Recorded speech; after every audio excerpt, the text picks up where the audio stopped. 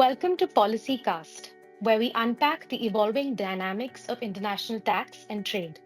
Today, I'm joined by Fatema Hunaid, partner and Asia Pacific transfer pricing leader at Grant Thornton Bharat, a trusted advisor to multinational enterprises. Fatima, let's dive right in. Tariffs have been making waves globally. How are they reshaping transfer pricing strategies, especially when it comes to intercompany models and pricing decisions? Tariffs have become strategic variables, not just trade policy tools. For example, the US has imposed tariffs up to 50% on imports from India. This has increased import costs and squeezed margins for distributors, manufacturers, and even service providers. India's exports to US dropped 37.5% in 4 months after the tariff hike, and the trade deficit widened to a 13-month high of USD 32.15 billion in September 2025. Companies must now adjust intercompany prices to reflect these costs, ensuring the entity bearing the tariff is functionally and economically equipped to do so. If intercompany prices aren't adjusted to reflect these costs, companies risk non-compliance with the arm's length principle. The challenge is ensuring the entity bearing the tariff has the functional capacity and risk profile to absorb it. It's not just about who pays, it's about which company is economically equipped to manage the impact. This complexity doesn't end with pricing, it extends into benchmarking, where comparability becomes a moving target. Tariffs shift the goalposts, making comparability a moving target. It's a bit like trying to hit a bullseye while the dartboard keeps shifting. That's a great analogy. So, how do tariffs distort comparables in transfer pricing analysis? Tariffs distort cost structures and market dynamics, making historical comparables unreliable. For instance, two companies in the same sector, one sourcing locally, the other importing, will have very different financials. India's electronics rose 50% year on year in September 2025, while labor-intensive sectors like textile and gems saw steep declines due to tariffs.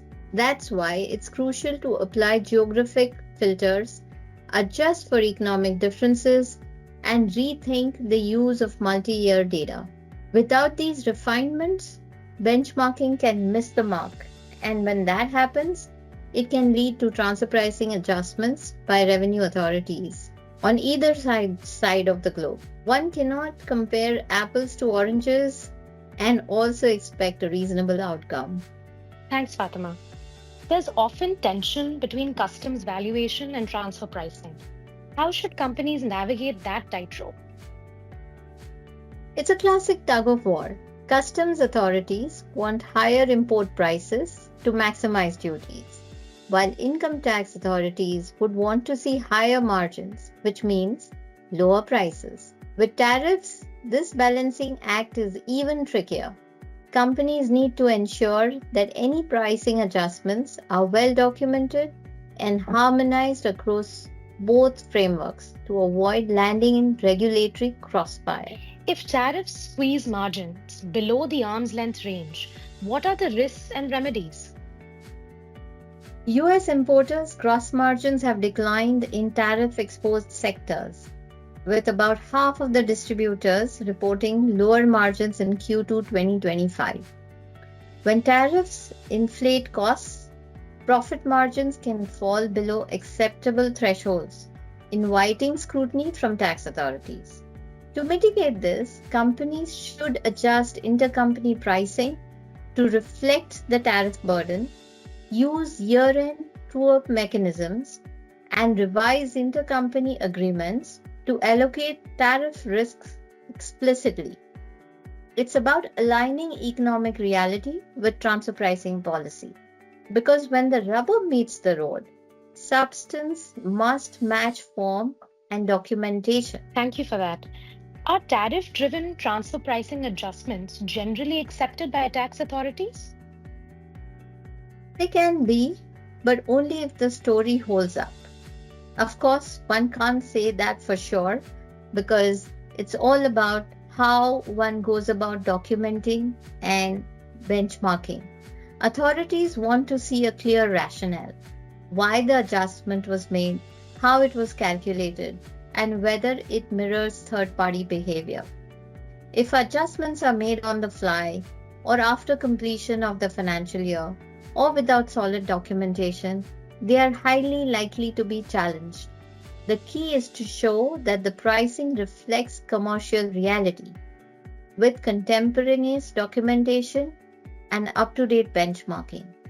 In short, companies need to think strategically, real time, and not just tactically post facto.